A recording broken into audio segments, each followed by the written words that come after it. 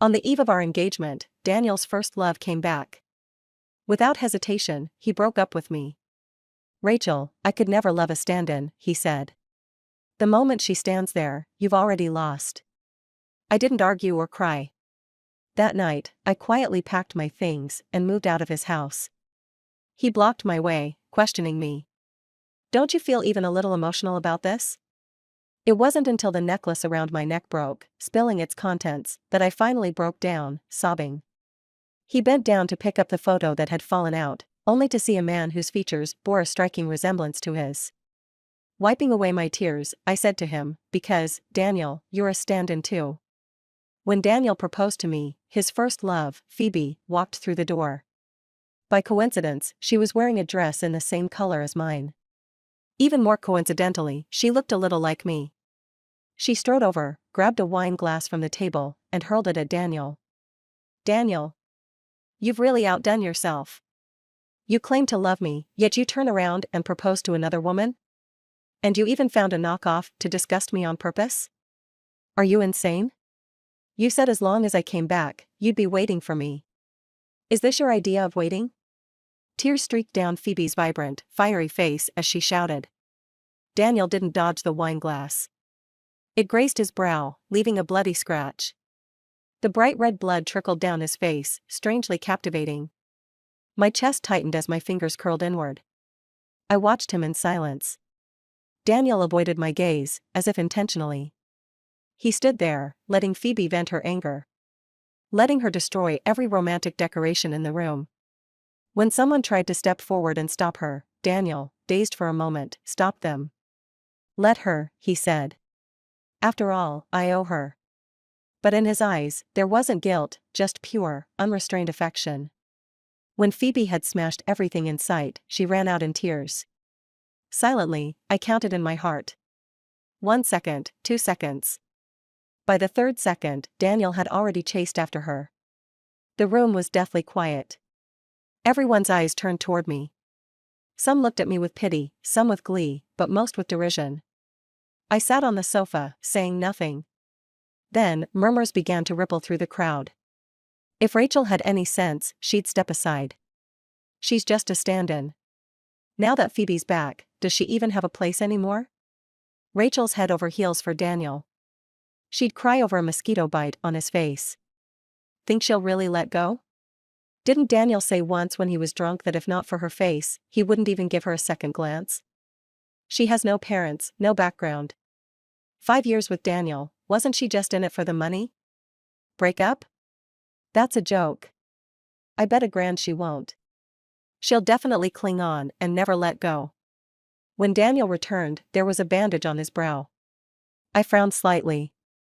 Then my gaze dropped to his lips, where smudged lipstick was still visible. And to his hands, tightly clasped with Phoebe's. He led her over to me, his eyes conflicted but mostly resolved. "Rachel, I could never love a stand-in," he said. "Do you know? The moment she stands there, you've already lost." I quietly looked at his injured brow and asked, "Does it hurt?" The corners of my eyes were slightly red.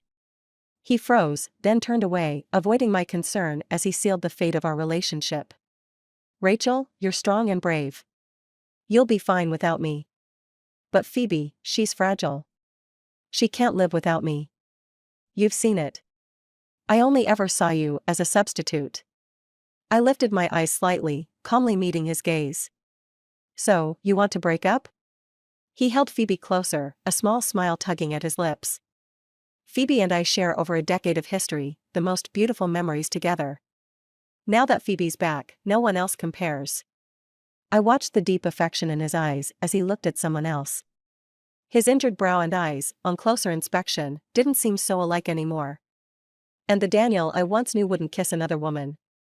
Wouldn't flaunt another woman in front of me. Wouldn't humiliate me like this. Pressing a hand to my chest, I felt a twinge of pain. "All right, let's break up," I said, standing up. "I wish you two happiness." "What do you mean?" Daniel frowned, as if he hadn't heard me right. "You're agreeing, just like that?" I nodded. "Isn't this the outcome you wanted?" He seemed certain I would throw a fit, that I'd cry and scream, proving I couldn't let him go. Still probing, he said, Rachel, stop wasting time on me. I'm not into these games of playing hard to get. I chuckled softly, sighing. Daniel, no matter how alike, he's not him, is he? Thinking I was comparing myself to Phoebe, he looked smug. To me, Phoebe is unique. She has my best love.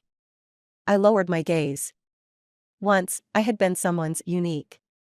Afraid my tears might fall, I turned and walked toward the door. Daniel paused before calling out to me again. Rachel, you. I stopped in my tracks. What? He pursed his lips, as if hoping to see pain or sadness in my expression. But I remained calm from start to finish. Are you done? Phoebe interrupted tearfully. Daniel, are you reluctant to let go of this cheap knockoff? In the next moment, I heard Daniel laugh coldly. Jealous? Don't you know who I care about most? I averted my gaze and left without looking back. As the door shut behind me, someone asked. Rachel's keeping her composure.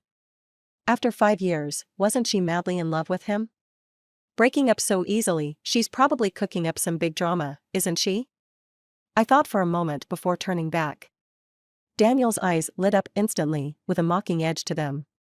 Rachel, don't make meaningless trouble. I cut him off, pulling off the ring he'd placed on my finger earlier and shoving it into his hand. Useless things don't belong to me. For a moment, he stood frozen, his lips moving wordlessly. I turned and left, blocking every way he could contact me. After all, he wasn't like him anymore. To me, he was no longer of any use. When I stepped outside, I received a taunting text from Phoebe. Rachel, you're just a stand-in. Don't try that pitiful retreat to advance act with Daniel. I stopped playing those games ages ago. Without a word, I blocked her number too. She didn't know, Daniel was just a stand-in for me as well. His features bore an uncanny resemblance to how I imagined Harlan would have looked. At first, I felt guilty about it. So whatever he wanted, I gave. I even feared his face would get hurt. That's why I carefully cared for him, treating him like someone else, trying to make up for my regrets. His friends didn't like me and gossiped about me behind my back. But I didn't care. If anything, I wished Daniel would treat me worse. That way, I wouldn't feel so guilty.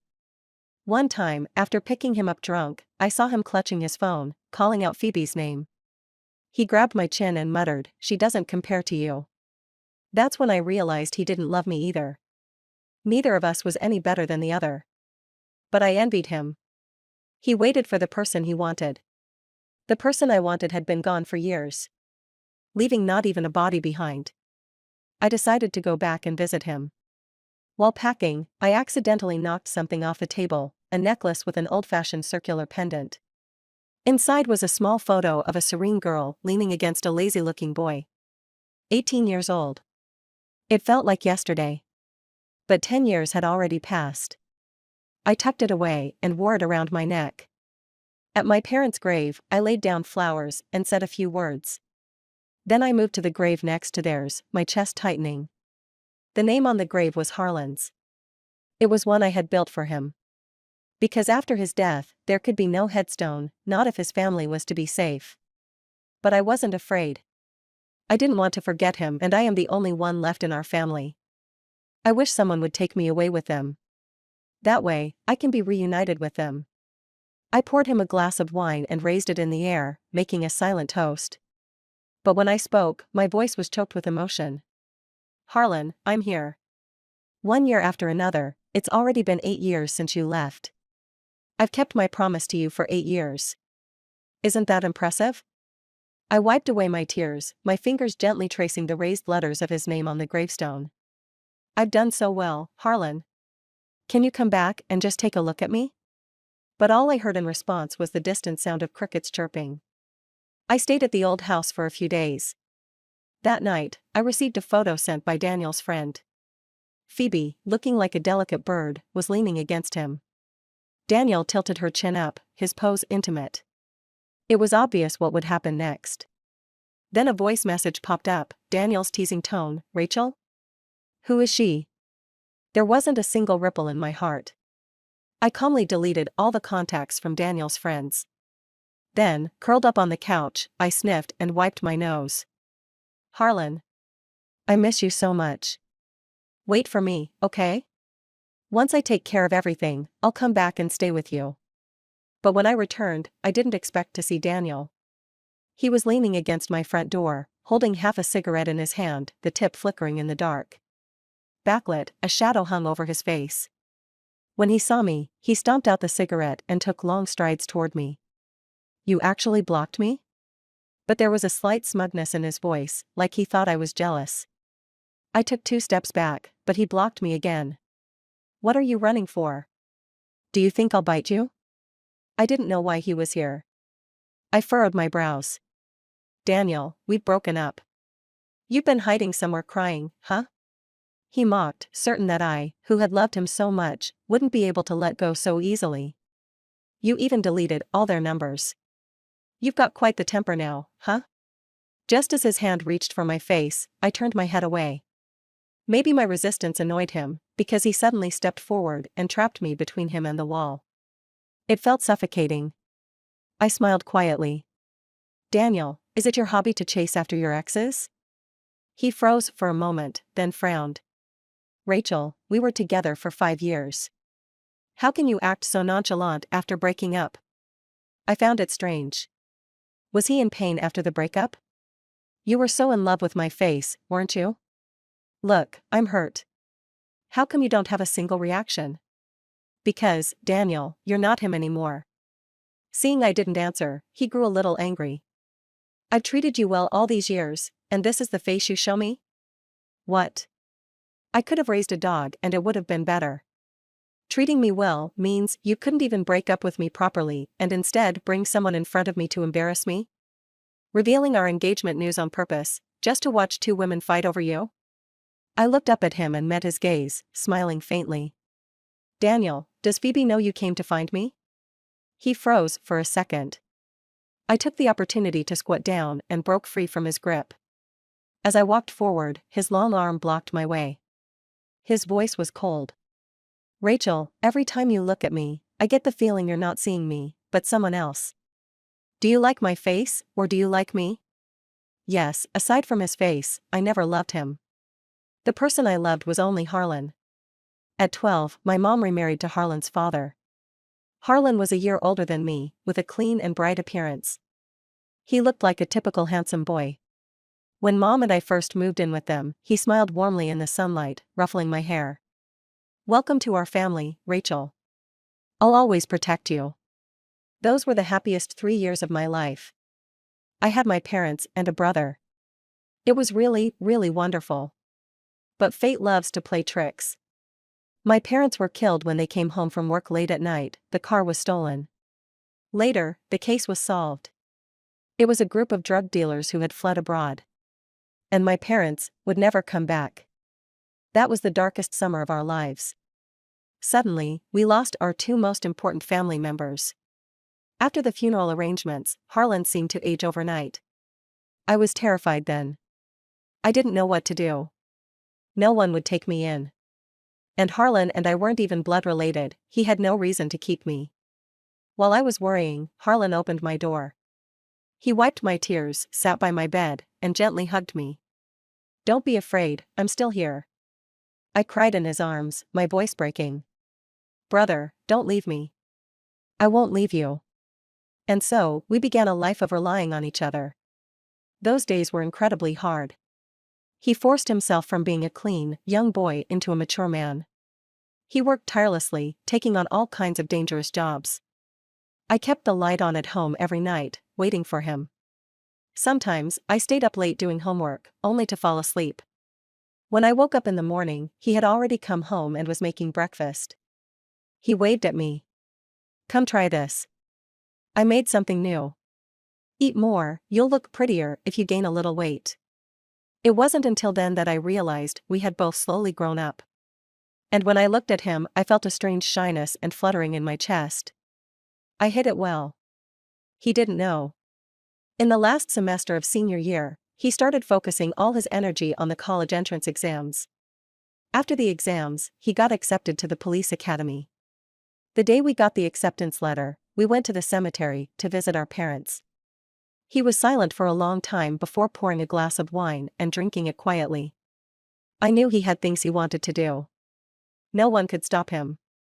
I just held his hand, tears in my eyes, and told him that I would always be there. Our relationship began to change from that year in senior year. His college was in the provincial capital, a 4-hour train ride from our small town. Fearing I'd be scared to stay home alone, he called me every night. I would do my homework, and he would watch me. If I stretched and relaxed, he would chat with me for a while. Whenever he could, he would come back to see me. I would pick him up at the station, and we'd go grocery shopping, cook dinner, eat, watch TV, and take walks by the river. He'd tell me about their training, and I'd complain about the problems I couldn't solve. These simple and happy moments strung together the last year of my high school life. But I was greedy. I didn't want to just be his sister. On a breezy summer night, we were sitting on the couch watching TV when I turned and took his hand.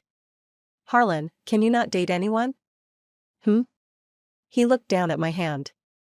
That's when I noticed how hot his hand was, hotter than my heart. "I want to." I didn't finish my sentence, wanting to backtrack. I was afraid he would refuse, afraid he would tell me I was just his sister. But just as I tried to pull away, he grabbed my hand firmly. "Want to do what?" I pressed my lips together. He entwined our fingers, pulling me into his embrace. "Girls aren't supposed to confess first. I don't want to just be your sister anymore. Give me a chance to be your girlfriend, okay?" From then on, we were not just family. We were lovers. "Rachel, speak." Daniel raised his voice, pulling me back from my memories. He grabbed my shoulders with a force so strong it felt like he was trying to crush me. I looked at the scar on his brow, suddenly feeling so distant from him. I pulled away from his grip and spoke slowly. "Yes, Daniel, I don't love you. Your scar is ugly. You're ugly when you throw a tantrum. You're nothing like him anymore." Daniel seemed to have heard the biggest joke of his life. He froze for a moment, then twisted his lips. "Do you even know what you're saying?" I walked away, not wanting to argue with him. But he grabbed my wrist. "Rachel, make it clear.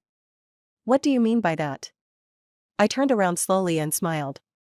"What you're saying, Daniel, is that when you used me as a substitute, I was using you as someone else's substitute too. Is that answer good enough for you?" He had just been furious, but now the corner of his mouth froze.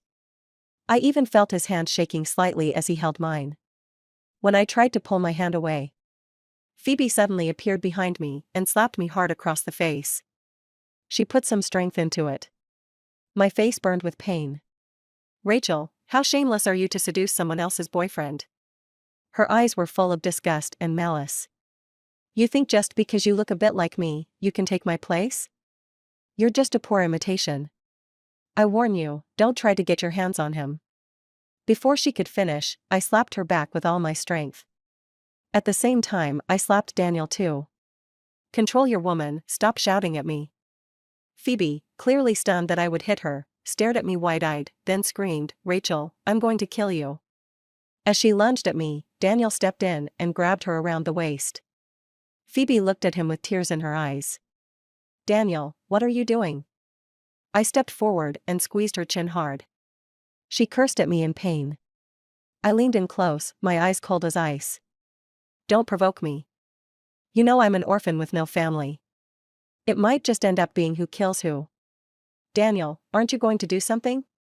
she cried out to him. I glanced at Daniel. It seemed like he hadn't recovered from my words about substitutes. He just stared quietly at me, an expression I couldn't quite understand flickering in his eyes. But it didn't matter anymore. As I inserted the key into the lock, I heard Daniel's mocking voice. "Rachel, when have I ever ignored you and you didn't cling to me? Now you're using some lame excuse to try to distance yourself from me? Ask yourself, can you really do it?" I hesitated, then spoke up. "I can. I'm telling you, don't regret it. This time I'm not going to soften up for you." "Daniel, what are you trying to say? Do you like her now?" Phoebe's voice was trembling. I opened the door and entered, cutting off their argument. From that day on, I officially left Daniel's world. I stopped caring about anything that concerned him. I stopped picking him up from places. I stopped endlessly reminding him to take care of himself, especially his face. It's strange, but after I did that, his friends who hated me started texting and calling, trying to test my feelings.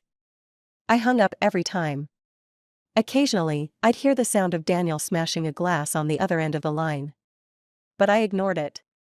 After finishing up with work, I went to see Dr. James again. Have you been taking your medication regularly? I nodded obediently. Yes. Do you still have thoughts of self-harm? I instinctively clenched my fists and shook my head. No. I haven't hurt myself in a long time. After Harlan passed, I couldn't dream of him anymore. Later, when I was on the verge of breaking down, I used a knife to cut my arm. That day, in the dizziness from blood loss, I finally saw him. After confirming our relationship, Harlan and I had the happiest 2 years. That summer, after work, he would come pick me up from the office every night. We'd walk home hand in hand, slowly. Later, we both went to college in the same city. After dropping me off at school, he slipped a bank card into my hand, telling me not to be stingy with food, that I was getting too skinny. I didn't want it and pushed it back to him. I've grown up. I earned enough for tuition by tutoring and doing part-time jobs. The rest I can handle with my part-time work during breaks. I knew he was already struggling and didn't want to be a burden. But he wouldn't listen. His face hardened. What's with the politeness? I've been supporting you all these years. Have I ever complained about it being a burden? I shook my head. Listen to me. Take it. I make money in more ways than you. When I checked the ATM, there was a total of 100,000. It shocked me for quite a while. I messaged him, "Why are you giving me so much?" Because I'm afraid you'll suffer. I'm afraid you won't be able to take care of yourself when I'm not around. I'm not sure if this will be enough for 4 years, but don't worry. Your brother can always make more. If it's not enough, just tell me. We were both busy, working hard to make money and grow up. Occasionally, I would visit him at school. I'd accompany him for training, have meals with him. It seemed like there was nothing dramatic between us, just the simple passing of time.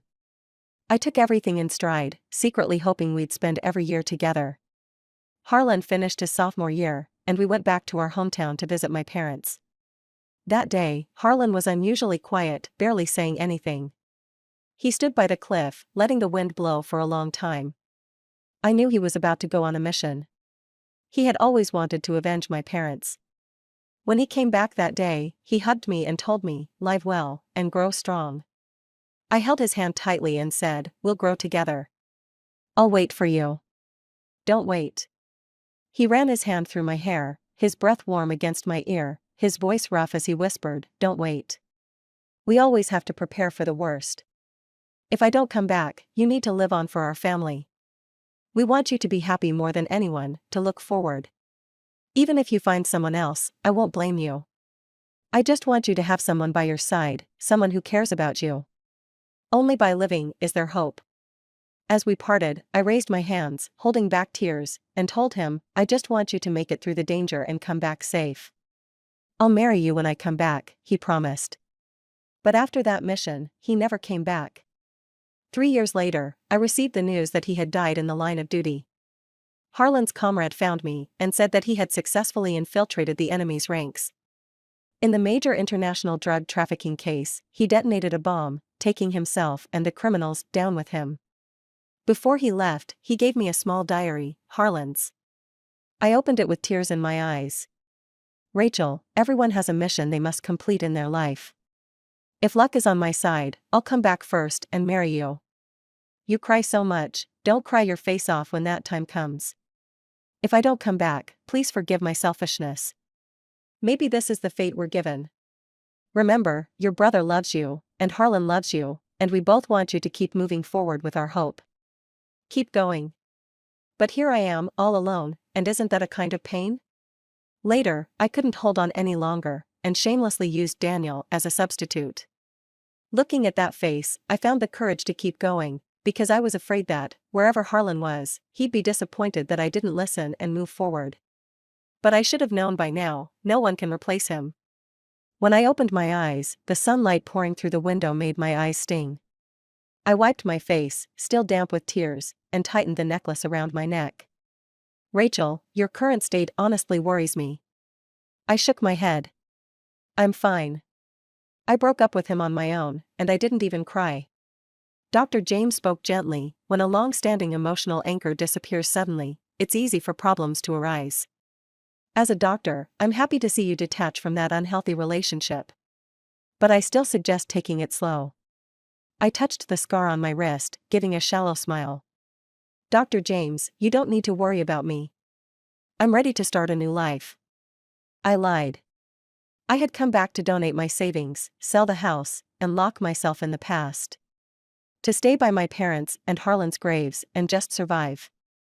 Before I left, Dr. James stopped me. Don't force yourself. If you can't move forward, go at your own pace. You'll find a way out. Okay. Dr. James, I've already found the way out. After donating to the charity, I came back home to find my door open. I heard crashing noises and smelled a sharp, acrid smoke. Panicked, I rushed in. And then I saw Phoebe standing in my living room. Beside her were some of Daniel's friends who had once mocked me. My living room was covered in pictures of Harlan, all of them burned. Not a single one was left. You're back earlier than I thought. Phoebe stood there smugly, gleefully watching my heart break. I don't understand why, even though I've already stepped out of her and Daniel's lives, she can't let me go. She pulled out a photo from behind her. It was a family portrait taken when I was 15, with my stepfather and us together. I reached out to grab it, but she dodged. Rachel, unless you kneel and apologize to me. Back then, weren't you so arrogant? How dare you, a mere stand-in, hit me? Did you really think my words were just for show? Tears streamed down my face in large drops, and my whole body trembled. That was our only family photo.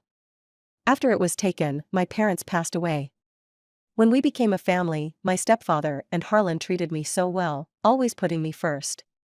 They even said I had a unique kind of love in this family. Every day, my stepfather would bring me gifts when he came home, a skewer of candied fruit, a box of chocolates, or a cotton candy shaped like something cute. Before I turned 12, I lacked familial love, but this family gave it to me. I was no longer called a fatherless orphan.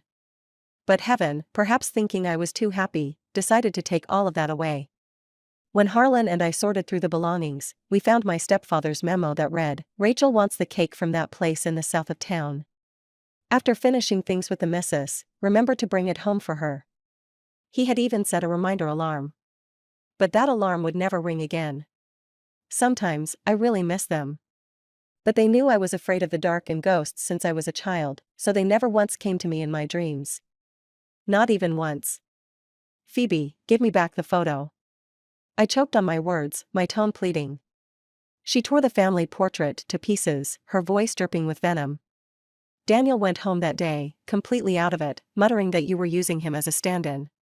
Staring at your photo on his phone, daydreaming, calling your name when drunk. You're just my stand-in. How dare you? I looked into it and found something amusing. Rachel, isn't it disgusting? You actually like your own brother. Disgusting? That word pierced me. She kept going. How could anyone like their brother? If you like him so much, why don't you just die? Copying me and finding a stand-in. How ridiculous. Why don't you just die? Those words echoed in my head, over and over. My hands were trembling. It felt like the blood in my veins had frozen solid. Harlan, would you despise me? Would you think I was filthy? How could I have found someone to replace you? I desecrated you. How am I even worthy of living? I don't deserve it. You wouldn't forgive me, would you? Out of the corner of my eye, I saw the fruit knife on the coffee table. I walked toward it, numbly. Phoebe's scream stopped me in my tracks. What are you all standing there for? If she dies here, we'll all be implicated. Hands grabbed mine. I struggled desperately, tears blurring my vision. Let me go. Let me go. I have to atone for my sins. Hold her down. She can't get off this easily by just dying. In the scuffle, the necklace around my neck broke and fell to the ground. The necklace. Harlan was in that necklace. I couldn't lose it too. I bit down on their hands. They yelped in pain and let go of me. But as I rushed forward, Phoebe was already one step ahead of me. She stomped on it. It shattered. Shattered. My tears flowed uncontrollably as a deafening buzz filled my head. That was the last intact photo. Harlan, I'm so stupid, so useless. I couldn't even protect your things. I finally lost control. Rage consumed me as I slapped Phoebe across the face and grabbed her by the neck. How dare you? How could you touch my things? She coughed incessantly, her face turning red. Crazy. Rachel, let go, cough, cough. Let go? Would letting go bring back my photo? A surge of anger burned through my chest, making my grip tighten. Phoebe could no longer cough, her face turning a deep purple. But someone from behind pulled me away, saving her. Freed, Phoebe stood there, coughing nonstop. I ignored her and rushed to the fire to search for the photo. It was scorching hot. Glass shards from the floor pierced my legs. I didn't care, reaching into the flames to dig around. But as soon as I touched them, they turned to ash. Gone. Completely gone. When Daniel walked in, this was the scene he saw. I was kneeling amidst shattered glass, oblivious to the pain. My hands were red and swollen from the burns, still searching through the fire for something. He looked at the mess in the room, then rushed to me and held me tightly. Rachel, calm down. How could I calm down? I broke down crying. Why does it have to be like this? All my hopes, all of them, were gone. Let go. Let go of me. I tried to break free from Daniel's hold, struggling desperately in his arms. Tears fell one after another. My entire body trembled. Stop crying. Who is worth all this pain, huh? You've never cried for me. He held me close, his hand gently stroking my back. Rachel, you're always so strong, always so composed. Who could possibly make you cry like this? Please, stop crying. It hurts me to see you like this. Don't you know why she's crying? Daniel, you're just a substitute. Phoebe kicked the broken necklace at his feet. Daniel reached down to pick up the necklace Phoebe had stepped on. He saw the boy, who had similar features to him. His hand trembled uncontrollably. Daniel, look, she doesn't love you at all. Phoebe stormed right in front of him. Do you think he willingly stayed by your side for 5 years? It's because she uses you as a substitute. She has someone she likes. Stop talking. I don't want to hear it. Daniel growled at Phoebe, just leave, okay? Daniel, I'm the one who truly loves you. And you're yelling at me for that woman. Phoebe's voice broke with emotion. What's so great about her? Daniel, how could you do this to me? I've checked. That man is her brother. How disgusting is she, liking her own brother? Phoebe laughed crazily, her face twisted with a wild smile. But it's fine. Her brother's dead. He deserved it. Someone like her deserves to never be loved. Dead? Deserved it? In that instant, rage surged through me. No one has the right to say that about my Harlan, to speak ill of my brother. I don't know where the strength came from, but I broke free from Daniel's arms and spotted a fruit knife on the coffee table. I grabbed the knife and charged toward Phoebe. But unfortunately, Daniel blocked my way. The knife struck his shoulder. Then he took the knife from me and threw it far away. He pressed his hands down on my shoulders. Rachel, calm down. He's already dead. Even if you kill her, he won't come back to life. A buzzing sound filled my head. I covered my ears. Stop talking. Get out. Daniel's voice still reached my ears. Rachel, face the reality. He's dead. Holding on to this won't bring him back, it will just cause more pain. Let go of your obsession. Only then can you move on. I remembered Dr. James' words, when a long-time mental support disappears suddenly, it can cause serious problems. Rachel, once someone is dead, they can't come back. I felt something slowly slipping away from my body. I had nothing left. My parents were gone. Harlan was gone. Why am I still alive? Daniel was still saying something. But I couldn't hear him anymore. I just numbly watched the blood dripping from his arm. It was like the image of the first time I hurt myself. I started to feel dizzy. And then I saw Harlan again. I hid the scars on my wrist and waved to him. "Are you here to take me?" "Brother, don't leave me this time, okay?" I had a long dream. In the dream, Harlan came back. He was dressed in all black, leaning against a streetlight. "Look, who's back? Your brother will never leave you." I rushed into his arms, sobbing uncontrollably. He gently held me. "Why are you crying?" "I'm still here." He softly patted my head, just like he did the day he left.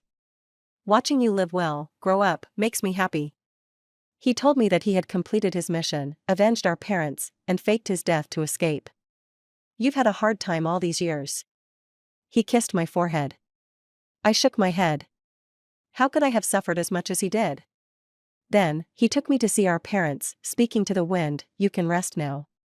Don't worry, this family still has someone here."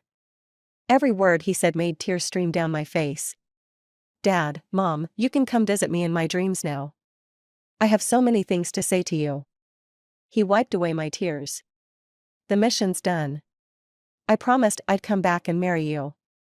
Will you still marry me?" "Yes. I will." But why did his face keep blurring? Why did his figure seem to grow more transparent? "Harlan, don't go, please." I cried as I woke up, only to see Daniel sitting by my bed. He grabbed my hand. "Had a nightmare? You were unconscious for 7 days.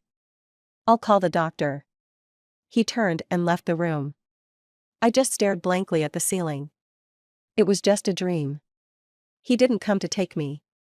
Instead, the family doctor came, and Daniel locked me up in his villa on the outskirts of town. "Rachel, you're not in a good state. I can't leave you alone like this." His version of taking care of me was to restrict my freedom, take away my phone, and cut off all contact with the outside world. Then, he imprisoned me. I stared at him blankly. Whatever he said, I wouldn't respond. He wasn't angry, though. He cut up fruit, fed me, and told me stories. I just quietly gazed out the window. I imagined Harlan might turn into an angel and wave at me from outside. Sometimes, when the weather was nice, Daniel would push me outside to sit in the sun. I didn't ask about that day. Because I was already planning my revenge. So, I refused to take medicine or go for any checks. I silently protested his confinement. Then one day, Daniel finally couldn't take it anymore. He took my hand and pressed it against his forehead, his voice hoarse. "Rachel, please, just say something. Don't torture yourself." "Torture myself?" I didn't feel tortured. When I closed my eyes, I could see Harlan. When I woke up, I could imagine our life after marriage. Why would I talk to someone who didn't matter? "Rachel, what's the point of this?" he shouted. "He's been dead for 5 years. Are you planning to live like this, half alive, forever?" My ignoring him made Daniel angry. He released my hand and raised his voice. "Rachel, we've been together for 5 years too. You tell me to let go, and I do. You tell me to leave, and I leave. How could you do this? Don't you have a heart?" I shifted my gaze slightly and looked at him. "You think I'm a substitute, and I don't have a heart. But what about you? Do you?" "Daniel, I don't understand you. What exactly do you mean by keeping me here? What's your purpose?" He kicked a chair over. "What do you think I'm doing here? You don't get it? I fell in love with you." Ridiculous, right? I fell in love with a substitute. That's how he felt it was unfair. Why was he falling for me, a substitute, but I couldn't love him?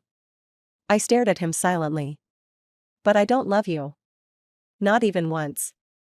He stormed out of the room before I could finish. Daniel came back, acting as if nothing had happened, to feed me again. "I've had your house redecorated. It's back to the way it was." Daniel had never been to my house. How could he have restored it? He handed me a tablet, and I glanced at it. The photo wall in the living room was back. The wall was filled with pictures. Of Daniel and me. In all these years, we never took any pictures together. So, they were photoshopped. I suddenly threw the tablet at him, trembling all over. How dare you touch my house? The edge of the tablet case grazed his old scar, and fresh blood began to seep out. He simply wiped it off, then stared at the broken tablet on the floor and smiled. Rachel, we have plenty of time, don't we? 1 year, 2 years won't do. 3, 5, 10 years, I've got time to wait. Daniel, are you crazy? Yes. You're crazy, and I'm crazy. We're a perfect match. He was insane. Look, you're getting emotional. I'm so happy. Rachel, you'll slowly forget everything, and then we can start over. He watched me with a twisted pleasure, admiring the way I reacted. Daniel, tell me, what exactly do you want? Tears streamed through my fingers. A wave of helplessness overwhelmed me. He smirked and reached out to wipe away my tears. You know what I want. I pulled away from his touch. What I want is your heart. My heart has long belonged to someone else. Rachel, this isn't fair. I thought I'd feel relieved after leaving you for Phoebe when she came back. But watching you walk away so decisively only left me restless. I took her to meet so many people, to revisit memories of her and me, but all I could think about was you. Without you in my life, I've been losing sleep every night. I looked into your Harlan and was driven mad with jealousy. How could a dead man claim all of you? He gently cupped my face. Rachel, this is who I am. I've fallen for you. So, you have to love me too. He was a lunatic. I closed my eyes, stayed silent for a long time, and then spoke slowly. Daniel, I'll focus on getting better. And I'll consider what you said. Hearing this, he hugged me, stroking my back softly. Rachel, you'll forget everything. Only then can we have a future. I reached out and hugged him back. Wait for me, okay? Okay. From that day on, I worked hard to cooperate with him on my recovery. I took the prescribed medicine. I underwent every necessary examination. I tried my best to appear as if I was slowly returning to normal. Tried to play along with Daniel's script of me gradually accepting him. He'd hold me on the couch to watch movies. He'd cook for me. He'd plan our wedding. Look, don't you think this designer's work is beautiful? I quietly looked at it and nodded. Yes, it's beautiful. I even played along, it suits me. He finally smiled with satisfaction. I'll arrange for the designer to come over and take your measurements sometime. I obediently nodded. All right. Rachel, I messed up the proposal last time. This time, I won't. Okay. Just like when I used to be a stand-in countless times before, I remained quiet, obedient, and agreeable. Occasionally, I'd throw a harmless tantrum to make it seem more realistic, wouldn't I? 2 months into being confined, I finally caught him letting his guard down. That day, Daniel came back drunk, holding me and murmuring, Rachel, will you ever understand why I did all this? I didn't respond. I gave him a glass of water laced with something, used his face to unlock his devices, and dismissed the guards stationed around the villa. Then I turned off my phone and threw it away. Finally, I tied him up securely to the bed. After that, I wrote an anonymous letter to the authorities, detailing the tax evasion and fraud his company had committed, supported by evidence I'd been collecting over the years. The cleaning staff only came every 2 days. By the time they discovered him, I would already have finished what I needed to do. Illegal confinement, tax evasion, he could enjoy his time in prison. As I left, Daniel murmured in his sleep, Rachel, can't you love me, just a little? I chuckled softly. Daniel, I don't love you. Not even a little. Then I grabbed my things and shut the door. I was finally free. I arranged for Phoebe to be abducted. If I had grievances, I'd settle them myself. She was tied up with her hands and feet bound behind her. I ripped the tape off her mouth. She immediately screamed, Rachel, you lunatic. What are you trying to do? Let me go, or you'll regret it. I slapped her hard across the face. Grabbing her by the collar, I dragged her to Harlan's grave and said, you destroyed the thing I loved most. So, I'll pay you back in kind. The desolate mountain was empty, with barely anyone passing by. Phoebe finally started to feel afraid, but she still put on a tough front. Rachel, you're insane. Why is it that even though we grew up together, in the end, he fell in love with you? We grew up side by side, and I was only gone for 5 years. What makes you better than me? I can't believe I became nothing more than a tool he used to make other women jealous. And he actually gave up on me for a slut like you. She laughed hysterically, then looked up at me with a fierce gaze. You orphan, you unwanted bastard. A jinx. Ha ha ha. You cursed your whole family to death. They were so unlucky to have you. I pulled out a fruit knife. Expressionless, I stabbed it into her foot. You crushed my necklace. She screamed in agony, her face contorting as she began to sob. You're crazy. A madwoman. I pinned her hand down and ground her fingers beneath the heel of my stiletto, pressing and twisting. You tore up my family photo and burned Harlan's pictures. She screamed in pain, Rachel, I'll kill you. I slapped her across the face again. She tried to say something more. I kept slapping her. I didn't stop until blood trickled from the corner of her mouth. Until she stopped talking. She just glared at me with venomous eyes. I smiled faintly and slid the knife from her neck to her chest. I'd love nothing more than to kill you. She was too terrified to speak anymore. Imitating her tone from back then, I laughed too. Are you scared now? Now it's your turn to kneel and apologize to me. Weren't you so arrogant before? Tears filled Phoebe's eyes. She realized that someone as calmly unhinged as me was capable of anything. She broke down. She knelt on the ground, pressing her head into the dirt. I'm sorry. Please don't kill me. Her voice trembled, and she was overwhelmed with fear. I grabbed her by the collar and dragged her to Harlan's grave. Say it to him. Her once perfect makeup was long gone. Tears, dirt, and blood smeared across her face, leaving her utterly disheveled. She cried hoarsely, I'm sorry, Mr. Harlan, I'm sorry, it's all my fault. She had to feel as much pain as I did for it to count as an apology. I didn't stop her. She kept repeating it, over and over, until the sun rose. Until her voice gave out. I let her go. Not because I was kind. But because Harlan was a hero. I didn't want to leave even the slightest stain on his memory because of me. But after exhausting all my strength, I suddenly realized I was the stain. Silence returned to the surroundings. The mountain breeze was gentle, stirring the withered grass on the ground. It brushed through my hair. The mist on the distant peaks dissipated. Spring had come, birds were returning to their nests, waiting for you to come home with me. If you don't return, I'll come to you instead. I lay down in the grave I had already dug for myself. Beside me was a suicide note, don't investigate. It was my own decision. I'm sorry for troubling this world. As I swallowed the pills, the sunlight still shone warmly on my face. Before my consciousness faded, I finally saw Harlan's face clearly. In the past, it had always been blurry in my dreams. But this time it was vividly clear, just as I remembered him. He was forever young. I greedily stared at his features. I wanted to speak, but tears filled my eyes. I wanted to say, brother, are you mad at me for being disobedient, for not living well? I wanted to ask, Harlan, would you look down on me because I've had other boyfriends? I wanted to confess, you're so perfect, I don't deserve you. I'll walk this path alone. But when I opened my mouth, I couldn't say anything. Only sobs came out. He parted the mist and walked toward me step by step, gently ruffling my hair like he did the first time we met. His voice was clear, his smile pure. I'm here. These years must have been hard for you, haven't they? I promised to come and marry you.